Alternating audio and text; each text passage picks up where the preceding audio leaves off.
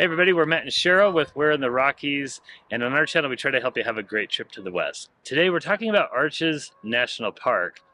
But before we kind of dive into the basics of Arches, I just want to let you know we are in Green River, Utah right now. This is kind of your first tip for the video is staying in Green River, Utah as opposed to Moab, Utah, which is right next to Arches, can save a lot of money.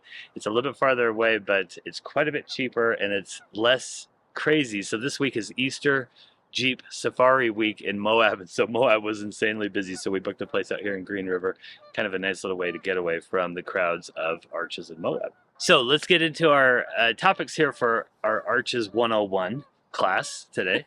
The first thing to know about Arches National Park is that it's small. I think it's the second smallest national park in the state of Utah. Really a joy to visit for that reason. You're not just driving all over the place like you are some other national parks, which is one reason why it's not that bad of an idea to stay here in Green River, because although you'll drive about 45 minutes to get to Arches, you're not going to be doing a ton of driving around the park in Arches. Which kind of leads me to the second thing to know about it is that they're one way in, one way out. It's a one entrance park. And so that's kind of been the headache of some of the issues that Arches has had, is that with only one entrance, the lines can get really, really long. And because there's really only one drive that goes to the end of the park, one road, everybody that enters is on that one road driving to the end of the park and back pretty much, with a couple of little spur roads. Arches Scenic Drive is one of the best scenic drives in the Utah National Parks. It's really a delightful drive as you kind of wind through some formations and you see the arches as you're driving by and you see some different formations and stuff like that. It's really one of the more enjoyable ones. It's great. So, like, how long does it take to drive from the beginning to the end of the park if you're not stopping? Probably about a half hour. I think the road is 17 or 18 miles. Let's next talk about reservations. Arches has been dealing with a lot of crowding, like Matt mentioned, because it is such a small park and it gets 2 million visitors. It can be kind of a nightmare, or it was. It used to be really rough. And, we're Utahns and we've grown up going to this park, and it's crazy over the years how it's changed. We used to just pack up and go to Arches on a whim, and it was no big deal, and there really weren't even that many people there. But now we've actually written a guide to cover Moab, Arches, and Canyonlands, and we really wanted to do our homework. So we've been out here a few separate occasions this year. And we were here in November when there wasn't a ticketed entry system, and the parking lots were packed in November. It was crazy. And so we were kind of nervous about coming here over spring break during Jeep Safari weekend, but we wanted to make sure our guide would work with crowds. And that ticketed reservation system actually made the trip wonderful. I know it's really hard to get a reservation, and I don't even want to get on and tell you reservation windows on this video right now, because it seems like the parks are changing these so often that I wouldn't want to give you wrong information if you're watching this after they've changed it. But what I can tell you is that you will need a reservation, most likely, but what you can do is go to the National Park site and recreation.gov, and those will give you those windows. You get on it right when they open up, because they do fill up quickly because this is such a popular park. Next thing to know about it is that there are 6 different sections to the park. So although it's kind of small, they do have it divided into 6 little sections on the map. And so as you look at the map of Arches and as you drive through, you'll kind of notice little clusters of attractions as you go through. There's places like the courthouse towers and the windows section. Delicate Arch is the most famous feature in Arches. Of course, we have the arch on our logo right here, and it has its own section of the park. There's quite a few different sections to go check out. While we're on that topic, is that Arches is more than just arches. There are a lot of arches throughout the park, and they're kind of fun to spot. They're actually really fun to spot. You're always kind of we're always trying to check them off almost, as we go through the park. Well, it is really crazy about the landscape. Like, we're on a Mighty 5 road trip, so we've been to all 5 Utah National Parks this last week. And, I mean, these parks really aren't that far away from each other, but you hit Arches, and all of a sudden, there's arches everywhere. I mean, it does have all those arches, which is just awesome, but the whole landscape is really kind of unusual. There's some tall sections, like Park Avenue is probably the most kind of awe-inspiring type of a section where the walls are really high. I love Park Avenue. But then there's other places where there's a lot of fins and walls that you're walking on or walking around. And in fact, I think the funnest part of Arches is hiking through a lot of the other formations. So there's a lot more to Arches than just Arches, okay? And I guess that gets me maybe to my next point is that there's great hiking. Arches is really a wonderful hiker's park. Even if you're just kind of a day hiker like us, you don't have to be a backcountry person.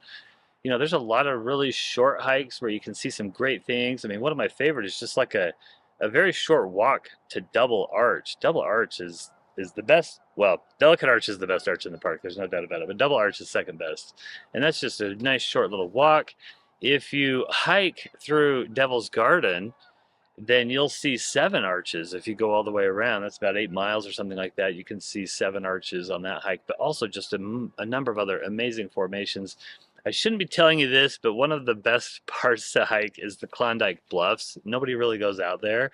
You have to go on a dirt road to get out there, but that is just a wonderful area that leads through some beautiful scenery with a magnificent arch called Tower Arch at the end. Fiery Furnace. I mean, this is really some wonderful hiking if you can get out of your car and walk around a little bit. I have to say too that we travel with my parents who were retired, and I'm a severe special education teacher, so I'm always thinking about people that may not have great accessibility. And you can see a lot of arches and the cool formations from your car, or even if you can get out and go a little bit, like there's a lot of things that are easy to get to. I mean, like we're talking a quarter mile to see some of these things. So it's not like you have to go on these big hikes to see arches. I think we get asked a lot, well, it's hard for me to get around. Is this a good park to see? And I would say, yeah, the scenic drive in Arches is cool. Like, of course, it's better if you can get out and hike it, but if you can't, you're gonna still feel like you had a good experience because Arches is great from the seat of your car. Next thing to know about Arches is it has great names. Whoever named this park really just did a magnificent job. So just the name of the park itself, Arches, is nice. Okay, that's nice. But then all the formations in there are great. I mean, you have Delicate Arch, you have Park Avenue, which it looks like a street, kind of the perspective of looking down a street. The windows, Devil's Garden, Fiery Furnace. I mean, Balanced Rock. There's just one rock just sits up on top of a sandstone. Looks like it's going to fall over any moment now, called Balanced Rock. Really some fun names to that park. So that's just kind of a cool thing. In fact, I think it's actually one of the things that's helped contribute to its popularity is that it's kind of got good marketing behind it. Yeah, that is kind of funny to think about, huh? All right, the next thing I want to tell you about Arches is like one of 3 cool things in the area. I think Arches is like the headliner, but there's also Canyonlands pretty much across the street from Arches. And like we were saying, each of the Utah Mighty 5 parks are different. Every park you're like, oh yeah, this looks different. Canyonlands is right next to Arches, and Canyonlands is incredibly different. It's mostly big viewpoints. When I saw it, I was like, this is kind of like the Grand Canyon. Maybe not quite as grand, but very expansive views. Some of them you can see the Green River, the Colorado flowing through. There are a few arches in Canyonlands, and Canyonlands is a lot bigger and a lot more built for, I'd say, like adventure hiking if you're wanting to do some, like I know some of us are big adventure hikers too, and we don't mind hiking 10 miles to go see things, but that's kind of what Canyonlands' specialty is. And then the other cool thing is Moab. Moab is the city right outside of Canyonlands and Arches. And this is like a good and a bad thing. As many people come to Moab for the 4-wheeling and the ATVs as they do to go to Arches. I know that people go to Arches because they want to see the arches, but you're kind of missing out if you don't go on a Jeep ride. And I would highly recommend you go on a guided Jeep ride. Like the terrain out here is craziness. We booked a Jeep ride last year and went on some, I guess they're obstacles. Oh, amazing. And it was, I like, just even from the beginning, I'm like, we're going up that? What? Like, yeah, just go right up a wall. You're thinking, oh, there's just a wall in front of us. How are we going to get around this? No, just go over it. So it is great. You are missing out if you don't do a Jeep ride. We went on Hell's Revenge. That's kind of the famous trail, but there's a ton of trails around there, so you're missing out if you don't do that. Yeah, and I think, we travel with our children, and sometimes the sightseeing gets a little old for them, but the Jeep ride is something they still talk about. Like, that was exciting and fun, and I just think that Anytime you can add a little bit of variety to your national parks trip, it makes it memorable. And River rafting too, by the way. yes, Big in Moab.